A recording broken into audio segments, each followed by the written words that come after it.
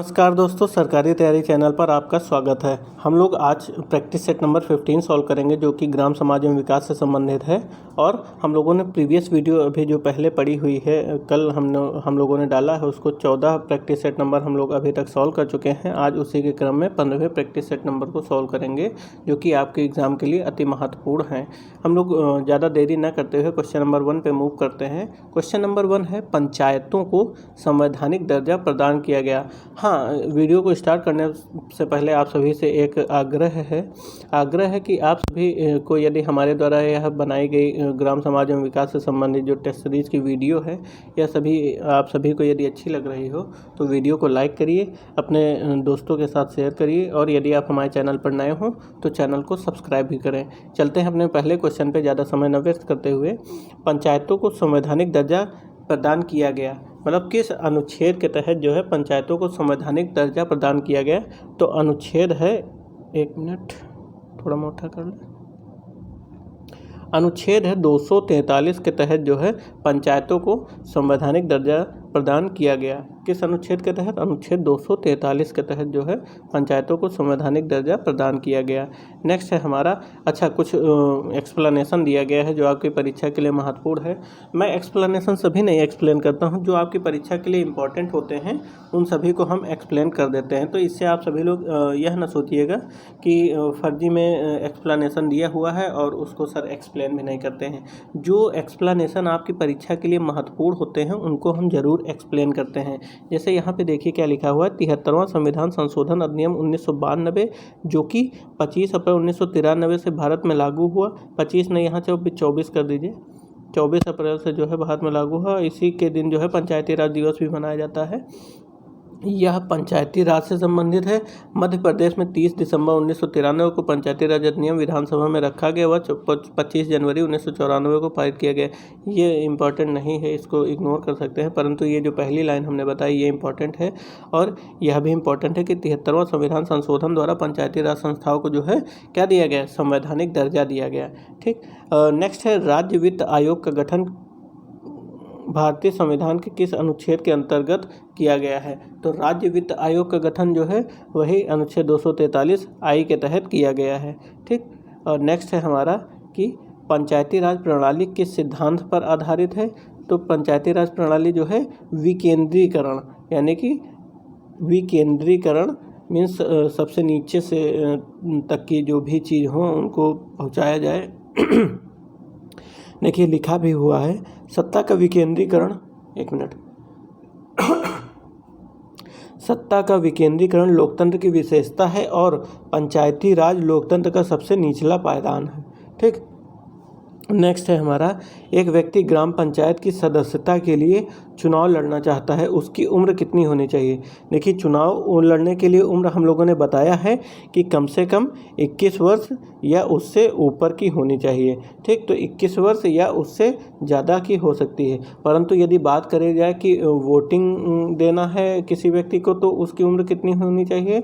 तो 18 साल या उससे ज़्यादा, तो 18+ और चुनाव लड़ने के लिए 21+। ठीक, इन दोनों चीज़ों को याद रखिएगा, हम लोग इसको प्रीवियस वीडियो में भी देखे हैं। इस तरह के जो भी फैक्ट्स हैं उन सभी चीज़ों को हम लोगों ने प्रीवियस वीडियो में भी देखा है। नेक्स्ट है हमारा कि आर्थिक नियोजन किस सूची का विषय है? आर्थिक नियोजन किस सूची का विषय है? यह पॉलिटी का क्वेश्चन है। आर्थिक नियोजन किस सूची का विषय है? यह पॉलिटी का क्वेश्चन है। एक मिनट, ये बार बार क्यों आ जा रहा? आर्थिक नियोजन किस सूची का विषय है? यह पॉलिटिक्स का क्वेश्चन है। तो आप सभी लोग बताइए। देखिए आर्थिक नियोजन राज्य सरकारें और केंद्र सरकारें दोनों के सहयोग से किया जाता है। इसका मतलब ये हो जाएगा समवर्ती सूची में है। ठीक, राज्य सूची और केंद्र सूची दोनों को मिला के बीच में बनाई गई है समवर्ती सूची। तो समवर्ती सूची के अंतर्गत जो है भारत की 7वीं अनुसूची में समवर्ती सूची की प्रविष्टि संख्या 20 में आर्थिक और सामाजिक नियोजन का उल्लेख है, अर्थात इसका नियमन केंद्र व राज्य सरकार दोनों कर सकते हैं। ठीक है, नेक्स्ट है हमारा कि पंचायतों के विस्तार हेतु PESA act, PESA, PESA act, PESA panchayat extension of scheduled area act 1996 में जो है पारित किया गया। कब किया गया? 1996 में जो है इसको पारित किया गया। ठीक, पेशा एक्ट यह भी आप सभी के लिए इम्पोर्टेंट है। देखिए पेशा का फुल फॉर्म हमने बताया। पेशा एक्ट 1996 में पारित किया गया। एक मिनट, पेशा एक्ट 1996 में पारित किया गया और इसका फुल फॉर्म है panchayat extension of scheduled area. इसको जो है दिलीप सिंह भूटिया की अनुशंसा पर लगाया गया था। किसकी अनुशंसा पर? दिलीप सिंह भूटिया की अनुशंसा पर लगाया गया था पेशा एक्ट। सेवन्थ क्वेश्चन है द्वितीय पंचवर्षीय योजना का प्रारूप किसने तैयार किया? तो द्वितीय पंचवर्षीय योजना का प्रारूप जो है पीसी महालनोबिस ने प्रारंभ किया। पीसी महालनोबिस ने प्रारूप जो है प्रशांत चंद्र महालनोबिस ने जो है द्वितीय पंचवर्षीय योजना का प्रारूप को जो है तैयार किया था। ठीक, नेक्स्ट है हमारा, ये क्वेश्चन नंबर 7 है। नेक्स्ट है हमारा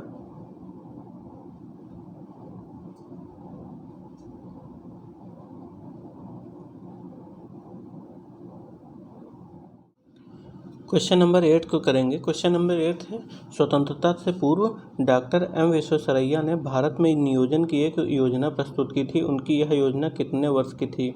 तो यह योजना जो है 10 वर्ष की थी और इन्होंने साथ ही साथ एक पुस्तक भी लिखी थी जिसका नाम है प्लान्ड इकोनॉमी फॉर इंडिया। तो प्लान्ड इकोनॉमी फॉर इंडिया यह पुस्तक पूछी जाती है कि किसके द्वारा लिखी गई, तो इसके लेखक हैं एम विश्वेश्वरैया। यह भी इम्पॉर्टेंट है आपकी परीक्षा के दृष्टिगत। क्वेश्चन नंबर 9 को देखते हैं। क्वेश्चन नंबर 9 कह रहा है कि राष्ट्रीय खाद्य सुरक्षा मिशन का उद्देश्य किस फसल को उत्पादन को बढ़ावा देना था? गेहूँ चावल तो आप सभी जानते होंगे, परंतु दाल भी सम्मिलित थी इसमें। राष्ट्रीय खाद्य सुरक्षा मिशन में उत्पादन को बढ़ावा देना था गेहूं, चावल और दाल। तो इसका मतलब option number D is the right answer. ये सभी जो है राइट हो जाएंगे। क्वेश्चन नंबर 10 देखते हैं क्या कह रहा है। क्वेश्चन नंबर 10 है कि उत्तर प्रदेश में सीमांत कृषक किन्हें कहा गया है? तो उत्तर प्रदेश में सीमांत कृषक उन्हें कहा गया है जिनके पास 1 हेक्टेयर से भी कम भूमि है। ठीक है, जिनके पास 1 हेक्टेयर से कम भूमि है उन्हें क्या कहा गया है? उत्तर प्रदेश में सीमांत कृषक कहा गया है। क्वेश्चन नंबर 10 हो गया है। 11 देखते हैं। क्वेश्चन नंबर 11 है कि उत्तर प्रदेश राज्य में कुल सिंचित क्षेत्र, मतलब कुल सिंचित क्षेत्र का नहर सिंचाई नहर सिंचाई क्षेत्र जो है कितने प्रतिशत है? तो नहर सिंचाई क्षेत्र जो है आपका हो जाएगा 30% है। कितना? 30% जो है नहर सिंचाई क्षेत्र है। क्वेश्चन नंबर 12 है। क्वेश्चन नंबर 12 ये है क्वेश्चन नंबर 12 ये है उत्तर प्रदेश का कौन सा जनपद जो है दशहरी आम का सर्वाधिक उत्पादक है? उत्तर प्रदेश का कौन सा जनपद ऐसा है जो दशहरी आम का सर्वाधिक उत्पादन करता है? इस टाइम आम का सीज़न दोस्तों चल रहा है और आप सभी लोग इस आम का जो है स्वाद चखे ज़रूर होंगे और ख़ास करके उसमें एक दशहरी जो है किस्म आती है, दशहरी को ज़रूर आपने चखा होगा। तो यहाँ पे क्वेश्चन पूछा जा रहा है कि दशहरी का सर्वाधिक उत्पादक जिला कौन सा है? तो लखनऊ के मलिहाबाद में जो है सबसे ज़्यादा उत्पादन किया जाता है दशहरी आम का और यह विश्व प्रसिद्ध भी है। मलिहाबाद जो है मलिहाबाद का दशहरी आम जो है विश्व प्रसिद्ध है। क्वेश्चन नंबर 13 जो कि इम्पोर्टेंट होगा आपकी परीक्षा के दृष्टिगत। क्यों इम्पोर्टेंट होगा? क्योंकि यह विभिन्न परीक्षाओं में पूछा भी गया है कि भारतवर्ष में प्रथम कृषि विश्वविद्यालय की स्थापना कहाँ पे की गई थी? तो उत्तराखंड के पंतनगर में की गई थी। इस विश्वविद्यालय का नाम क्या था? तो नाम था गोविंद वल्लभ पंत कृषि एवं प्रौद्योगिकी विश्वविद्यालय। ठीक, यह भारत का जो है प्रथम कृषि विश्वविद्यालय था जो कि उत्तराखंड के पंतनगर में स्थापित किया गया। ठीक, क्वेश्चन नंबर 14 है कि लाल मिट्टी अधिकांशतः कहाँ पाई जाती है?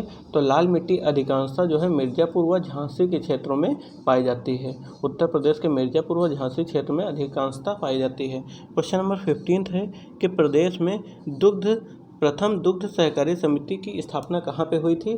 तो प्रदेश में प्रथम दुग्ध सहकारी समिति की स्थापना लखनऊ में हुई थी। उत्तर प्रदेश की राजधानी लखनऊ में हुई थी। क्वेश्चन नंबर 16 है कि उत्तर प्रदेश के किस जिले में सबसे कम वर्षा होती है?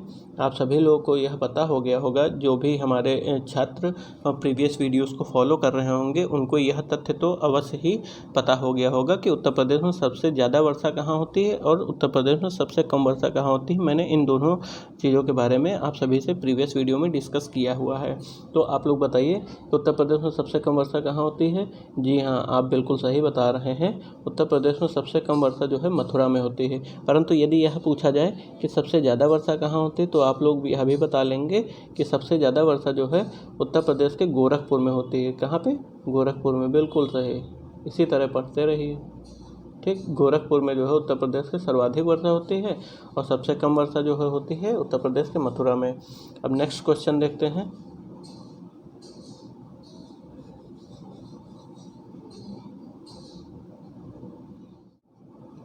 क्वेश्चन नंबर 17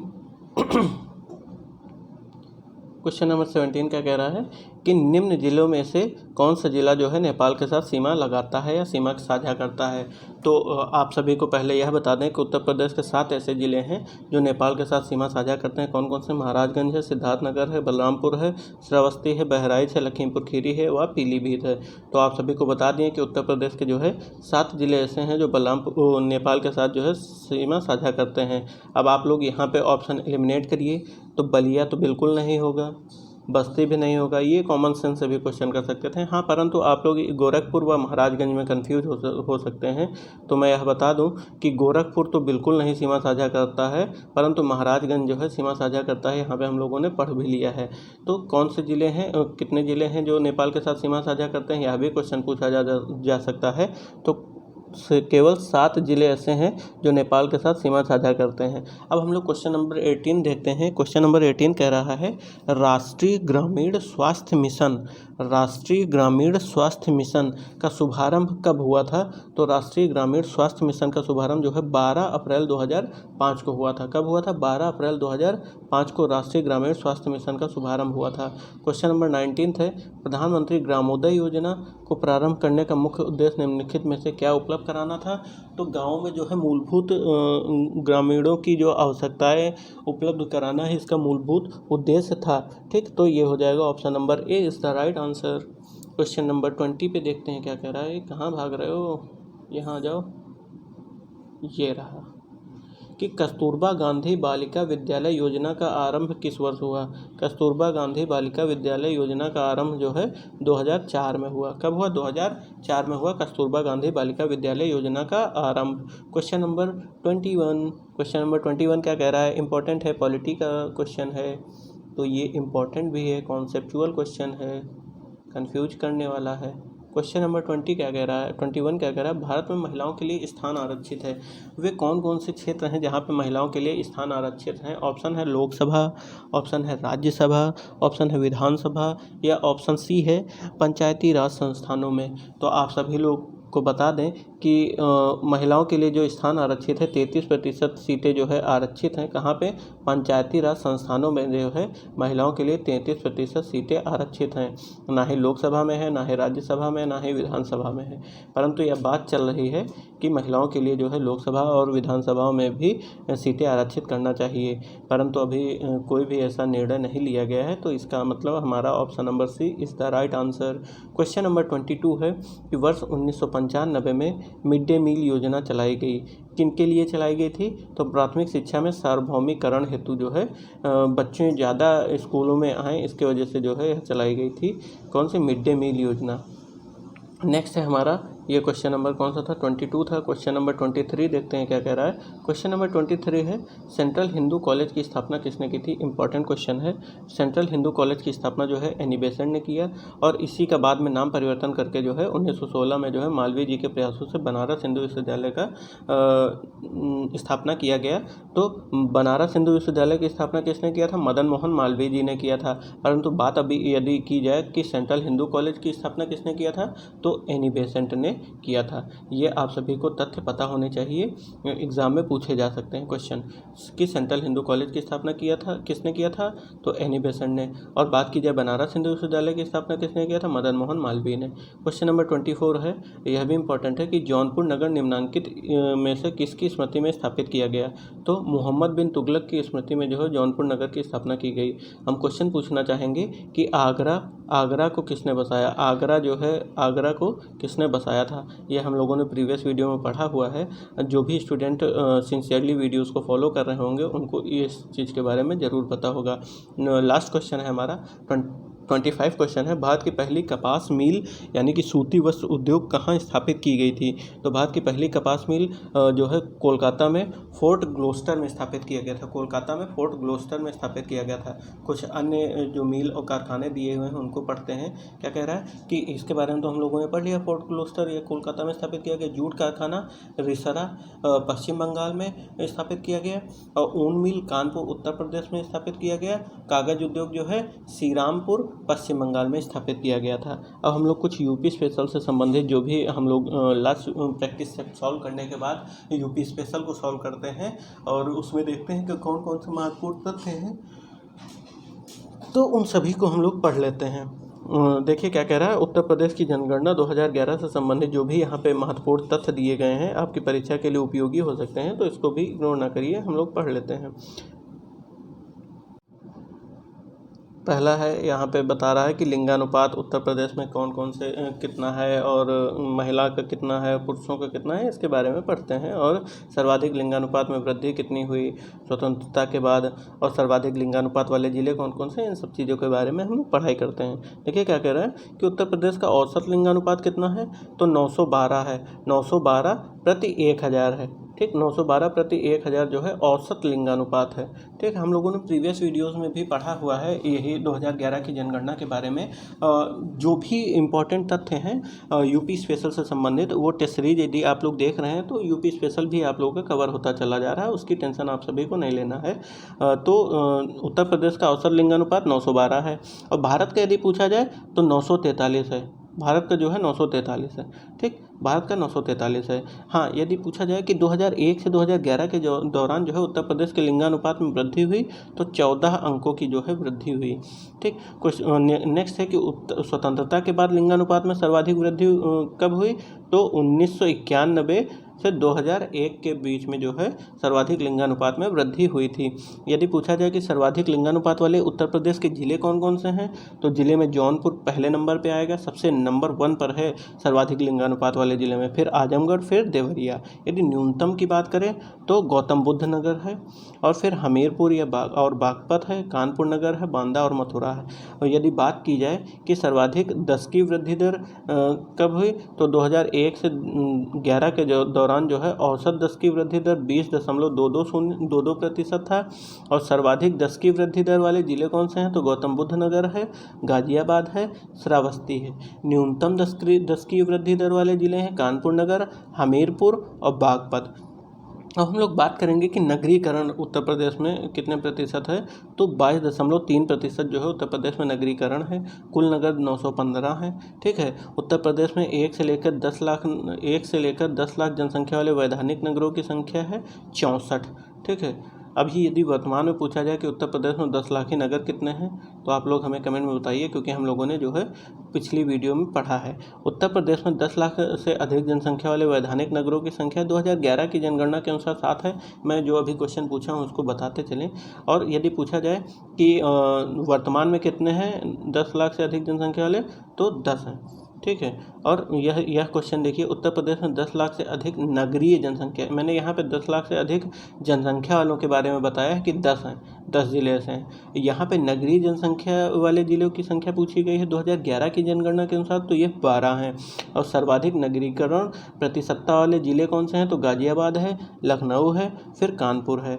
नेक्स्ट है कि 10 लाख या अधिक आबादी वाले वैधानिक नगर, तो कानपुर, लखनऊ, कानपुर और गाजियाबाद। ठीक, अब अनुसूचित जाति और अनुसूचित जनजातियों के बारे में पढ़ लेते हैं। अनुसूचित जातियों के बारे में पूछा है कि उत्तर प्रदेश की कुल जनसंख्या में अनुसूचित जातियों का प्रतिशत कितना है, तो 20.7% जो है अनुसूचित जातियों का प्रतिशत है।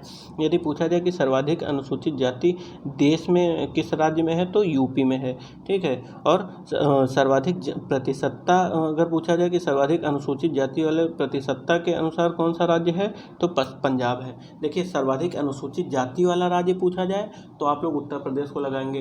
यदि प्रतिशत के मामले में पूछा जाए कि सर्वाधिक अनुसूचित जाति वाला कौन सा राज्य है, तो पंजाब है।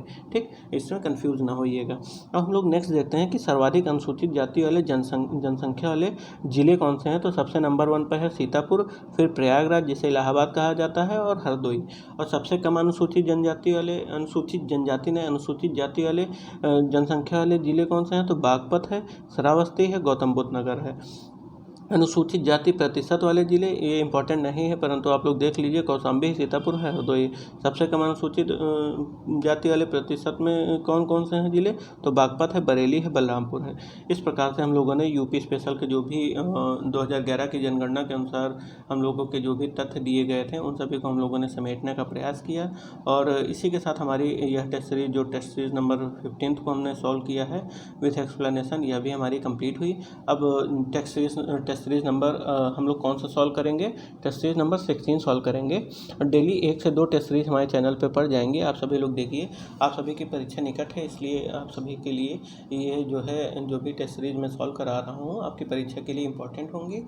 तो आप सभी लोग समय निकाल के इसको ज़रूर देखिए। हाँ, जो एक्स्ट्रा पढ़ाई कर रहे हैं उसको पढ़िए, परंतु अपना जो रिवीजन करने के लिए आप ये टेस्ट सीरीज को देख सकते हैं, क्योंकि इससे आप लोगों का रिवीजन भी होता रहेगा।